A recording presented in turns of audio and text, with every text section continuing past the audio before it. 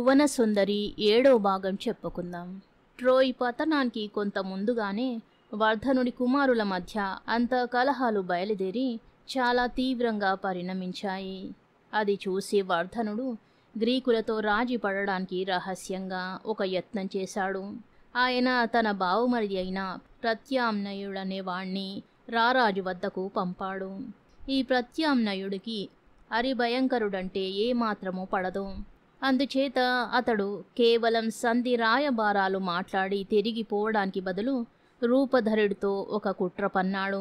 Troy రాజసింహాసనము రాజధనంలో సగం వంతు ప్రత్యామ్నాయుడికి దక్కేటట్టు, ప్రత్యామ్నాయుడు Troy నగరాన్ని రూపధరుడి చేతులలో పెట్టేటట్టు ఒడంబడిక జరిగింది. ఈ కుట్ర కొనసాగడానికి ప్రశంసనుడు కూడా సహాయం చేయగలడని ప్రత్యామ్నాయుడు రూపధరుడితో అన్నాడు. ట్రోయ్ నగరంలో గ్రీకులకు సహాయం చేసే వాళ్ళున్నారు. ఆ నగరం నుంచి బుద్ధిమతి విగ్రహం దొంగిలించబడింది. ట్రోయ్ పతనానికి అవసరమైన పరిస్థితులన్నీ ఏర్పడ్డాయి. ఇక గ్రీకులు నగరంలోకి ప్రవేశించడమే తరువాయి. ఇందుకుగాను ఒక బ్రహ్మాండమైన కొయ్య గుర్రాన్ని తయారు చేయడానికి గ్రీకులు పూనుకున్నారు. ఈ గుర్రాన్ని తయారు చేసినవాడు దోర్దండుడనేవాడు. ఇతను గ్రీకుల పక్షాన పోరాడడానికి 30 నౌకలతో సహా వచ్చాడు. ఇతను గొప్ప శిల్పి, మల్ల యుద్ధంలో గట్టివాడు కూడా, అయితే చాలా పెరికివాడు. ఇతను కొయ్య గుర్రాన్ని నిర్మించి దానికి ఒక పక్కన పైకి తెలియరాకుండా తలుపు ఒకటి అమర్చాడు. రెండో పక్కన కొయ్యలో తమ తిరుగు ప్రయాణం సుఖంగా జరగగలందుకు బుద్ధిమతి దేవికి గ్రీకులు సమర్పించు కానుక అని చెక్కాడు. గుర్రం కడుపులో నుంచి బయటికి ఒక తాటినిచ్చెన అమర్చాడు. తరువాత రూపధరుడు గ్రీకు వీరులలో ధైర్యవంతులందరినీ ఈ గుర్రం కడుపులో దాగడానికి ఒప్పించాడు. వీరిలో ప్రతాపుడు, రూపధరుడు, దేవమయుడు మొదలైన వారు సుమారు 30 మంది ఉన్నారు. గుర్రాన్ని నిర్మించిన దోర్దండుని కూడా ఎక్కించారు. అందరూ ఎక్కిన అనంతరం ఇతను అతి బలవంతం మీద తాను కూడా ఎక్కి తాటినిచ్చెన లోపలికి లాగేసుకుని తలుపు మూసి బీగం వేసేశాడు. మిగిలిన కార్యక్రమం రూపధరుడు వేసిన వ్యూహం ప్రకారం జరిగిపోయింది. ఆ రాత్రి చీకటి పడగానే గ్రీకులు తమ శిబిరానికి నిప్పు పెట్టేశారు. గుర్రం కడుపులో దాగిన యోధులు మినహాగా మిగిలిన గ్రీకులందరూ రారాజు వెంట పడవలలో ఎక్కి బయలుదేరి టెనెడ్డోస్ దీవికి కొంత దూరాన లంకల మధ్య లంగరు వేశారు. అయితే ఒక్క గ్రీకు మాత్రం కొయ్య గుర్రంతో పాటు ట్రోయ్ తీరాన కావాలనే ఉండిపోయాడు. ఇలా ఉండిపోయినవాడు రూపధరుడికి దాయాది. అతని పేరు చౌర్యనాథుడు. గ్రీకు నౌకలు తిరిగి రావలసిన సమయం వచ్చినప్పుడు జ్యోతి వెలిగించి సంకేతం ఇవ్వడం అతని పని. మర్నాడు తెల్లవారింది. గ్రీకు శిబిరంలో పరిస్థితులు చూడవచ్చిన ట్రోజను వేగుల వాళ్ళు నగరానికి తిరిగి వచ్చి గ్రీకు శిబిరమంతా బూడిద అయి ఉన్నదని, సముద్ర తీరాన ఒక బ్రహ్మాండమైన కొయ్య గుర్రాన్ని వదిలిపెట్టి గ్రీకులంతా వెళ్ళిపోయారని చెప్పారు. ఈ మాట వినగానే వర్ధనుడు తన కుమారులను ఇతరులను వెంటబెట్టుకుని గుర్రాన్ని చూడవచ్చాడు. అందరూ గుర్రం కేసి ఆశ్చర్యంగా చూస్తున్న సమయంలో ఒకరు, ఇది బుద్ధిమతికి కానుక అయినప్పుడు మనం దీనిని నగరంలోకి తీసుకుపోయి బుద్ధిమతి ఆలయం ముందు ఎందుకు ఉంచకూడదు అన్నారు. మరొకరు, ఈ యుద్ధంలో బుద్ధిమతి మన పక్షాన కన్నా శత్రువుల పక్షాన అధికంగా సహాయం చేసింది. మనం దీన్ని ఇప్పుడే తగలబెట్టేద్దాం, లేదా దీన్ని విరగ్గొట్టి దీని కడుపులో ఏమున్నదో చూద్దాం అన్నారు మరికొందరు. ఈ మాటలకు వర్ధనుడు సుతరాము ఒప్పుకోలేదు. దేవతకు కానుకగా వదిలిన వస్తువును నాశనం చేయడం చాలా పాపం. మనం ఈ గుర్రాన్ని చక్రాల మీద నగరంలోకి చేర్చుదాం అన్నాడాయన. ఆ ప్రకారమే ట్రోజనులు కొయ్య గుర్రానికి చక్రాలు అమర్చి కోట ద్వారం వద్దకు తీసుకుని వెళ్లారు. కానీ అది ద్వారం పట్టలేదు. అందుచేత ట్రోజనులు కోట గోడను ఒకచోట పగలగొట్టి విశాలమైన దారి చేసి ఆ దారిన కొయ్య గుర్రాన్ని నగరంలోకి చేర్చారు. అప్పటికి కొయ్య గుర్రం గోడ గుండా పోయేటప్పుడు 4 సార్లు గోడకు రాసుకున్నది. గుర్రం గోడ దాటి లోపలికి రాగానే పడగొట్టిన గోడను మళ్ళీ యథాప్రకారం కట్టి గుర్రాన్ని నగర మధ్యానికి చేర్చారు. ఇప్పుడు గుర్రాన్ని గురించి ట్రోజనులలో మళ్ళీ అభిప్రాయ భేదాలు తగాదాలు బయలుదేరాయి. వర్ధనుడి కుమార్తె అయిన జాలినికి దివ్య దృష్టి ఉన్నది. ఆమె గుర్రాన్ని చూసి ఇందులో సాయుధ వీరులున్నారు అని కేక పెట్టింది. ప్రత్యామ్నాయుడి కొడుకు తీక్ష్ణ దృష్టి అనేవాడు ఆమెను బలపరిచాడు.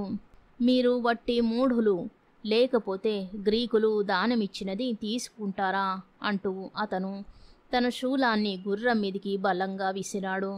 అది కొయ్య గుర్రం డొక్కలో గుచ్చుకున్నది. అదే సమయానికి గుర్రం కడుపులో ఆయుధాలు ఒకదానికొకటి కొట్టుకున్నట్టు ఖంగున చప్పుడయింది. చుట్టూ మూగిన జనం ఒక్కసారిగా అరుస్తూ, దాన్ని తగలబెట్టండి, ఎత్తి కోట గోడల మీది నుంచి బయటికి పారేయండి అన్నారు. వర్ధనుడి పక్షం వారు మాత్రం కొయ్య గుర్రాన్ని ఏమి చెయ్యవద్దని జనానికి విజ్ఞాపనలు చేసుకున్నారు.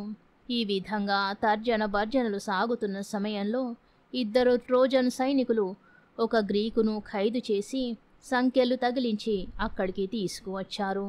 ఇతను చౌర్యనాథుడు. చౌర్యనాథుణ్ణి ట్రోజనులు రకరకాల ప్రశ్నలు వేశారు. రూపధరుడి దగ్గర బాగా శిక్షణ పొందిన చౌర్యనాథుడు ట్రోజనులకు పూర్తిగా నమ్మకం కుదిరేటట్టు ఈ విధంగా చెప్పాడు. ప్రబోధుడి హత్యా రహస్యం నాకు తెలుసు. తన గుట్టు నేనెరుగుదునని రూపధరుడికి నా మీద గొంతు వరకు కోపం. గ్రీకులకు యుద్ధం అంటే ఏనాడో ముఖం మొత్తింది. గాలి అనుకూలించినట్టయితే వారు చాలా కాలం క్రితమే వెళ్ళిపోవలసింది. ట్రోయ్ని ముట్టడించడానికి బయలుదేరి వచ్చేటప్పుడు కూడా ఇలాగే గాలి చాలా కాలం అనుకూలించకపోతే గ్రీకులు దేవతలకు బలులిచ్చి వాయుదేవుణ్ణి మంచి చేసుకున్నారు. ఈసారి రూపధరుడు కాంశికుణ్ణి ముందుకు లాగి ఎవరిని బలి ఇవ్వాలో చెప్పు అన్నాడు. కాంశికుడు 10 రోజులు గడువు అడిగాడు. ఈ లోపల రూపధరుడు అతనికి లంచం పెట్టి ఉంటాడని నా నమ్మకం. 10 రోజులయ్యాక కాంశికుడు సదస్సులోకి వచ్చి నాకేసి వేలు పెట్టి చూపాడు. నాకు సంకెళ్ళు తగిలించారు. నన్ను బలి ఇచ్చేలోగా అదృష్టవశాత్తు గాలి అనుకూలంగా వీచింది. వెంటనే నా సంగతి మరిచిపోయి అందరూ ప్రయాణ సన్నాహంలో మునిగిపోయారు. ఆ హడావుడిలో నేను తప్పించుకు పారిపోయాను. వర్ధనుడు చౌర్యనాథుడు చెప్పిన ప్రతి మాట నమ్మాడు. మరి ఈ గుర్రం మాటేమిటి అని ఆయన అడిగాడు. బుద్ధిమతి మాకు అనుకూలంగా ఉండిన మాట నిజమే. కానీ రూపధరుడు దేవమయుడు కలిసి మీ నగరం నుంచి ఆ దేవి విగ్రహాన్ని ఎత్తుకుపోయాక ఆమె మాపై ఆగ్రహించింది. ఆమె విగ్రహాన్ని మా శిబిరానికి చేర్చిన వెంటనే విగ్రహంలో నుంచి 3 సార్లు జ్వాలలు పైకి వచ్చాయి. విగ్రహం పాదాలు చెమటతో చెమ్మగిల్లాయి. దేవికి ఆగ్రహం వచ్చినట్టు స్పష్టమైంది. ఈసారికి యుద్ధం చాలించి తిరుగు ముఖం పట్టడం మంచిదని బుద్ధిమతీదేవికి ఒక కానుక అర్పించి వెంటనే బయలుదేరవలసిందని, ఇంకొకసారి మంచి ముహూర్తం చూసుకుని మళ్ళీ యుద్ధానికి రావచ్చునని కాంశికుడు రారాజుకు సలహా ఇచ్చాడు అన్నాడు చౌర్యనాథుడు. ఇంత పెద్ద గుర్రం ఎందుకు తయారు చేశారు అని వర్ధనుడు అడిగాడు. మీరు దీన్ని నగరంలోకి తీసుకుపోకుండా చెయ్యాలని గ్రీకుల ఉద్దేశం. ఈ గుర్రాన్ని మీరు ఉపేక్షగా వదిలివేసినట్టయితే బుద్ధిమతీదేవి మీపై ఆగ్రహిస్తుంది. అలాగాక మీరు ఈ గుర్రాన్ని శ్రమపడి నగరంలోకి తీసుకువస్తే ఇక మీకు అపజయం ఉండదు. మీ సామ్రాజ్యం నలువైపులా విస్తరిస్తుంది. అలా జరగకుండా చెయ్యాలని ఇంత పెద్ద గుర్రాన్ని తయారు చేశారు అన్నాడు చౌర్యనాథుడు. పచ్చి అబద్ధాలు, రూపధరుడి కల్పనలు. వర్ధన, నువ్వీ మాటలు నమ్మి చెడిపోకు అంటూ తీక్ష్ణ దృష్టి అరిచాడు. అతను ఇంకా ఇలా చెప్పాడు. నేనిప్పుడే వెళ్ళి నా ఇష్టదేవతకు బలులిచ్చి ఆరాధించి ఈ కొయ్య గుర్రాన్ని భస్మీపటలం చేసే మార్గం తెలుసుకుంటాను. కానీ తీక్ష్ణ దృష్టి ఈ పని చెయ్యలేకపోయాడు. ట్రోయ్ నగరాన్ని రక్షించలేకపోయాడు కూడా. ఎందుచేతనంటే అతను ఇంటికి వచ్చిన వెంటనే ఎక్కడి నుండో 2 మహాసర్పాలు వచ్చి తీక్ష్ణ దృష్టి కుమారులిద్దరినీ చుట్టి చంపేశాయి. తన పిల్లలను రక్షించబోయి తీక్ష్ణ దృష్టి కూడా చనిపోయాడు. కొయ్య గుర్రాన్ని నాశనం చెయ్యాలన్నా అతని యత్నం భగ్నమైంది. ఈ శకునం చూడగానే ట్రోజనులకు చౌర్యనాథుడు చెప్పిన అబద్ధాలలో పూర్తిగా గురి కుదిరింది. కొయ్య గుర్రం మీద బల్లెం విసిరిన పాపానికి బుద్ధిమతీదేవి తీక్ష్ణ దృష్టిని శిక్షించిందని వర్ధనుడు తలపోశాడు. ఆయన కొయ్య గుర్రాన్ని మంత్రోక్తంగా బుద్ధిమతీ దేవికి అంకితం చేయించాడు. ట్రోజను స్త్రీలు నదీ తీరానికి పోయి పూలు కోసి తెచ్చి మాలలు కట్టి గుర్రం మెడలో వేశారు. దాని 4 కాళ్ళ చుట్టూ పూలు పరిచారు. ఇదే సమయంలో ట్రోజనులు యుద్ధంలో విజయం లభించినందుకు గాను ఉత్సవం జరపడానికి ఏర్పాట్లు ప్రారంభించారు.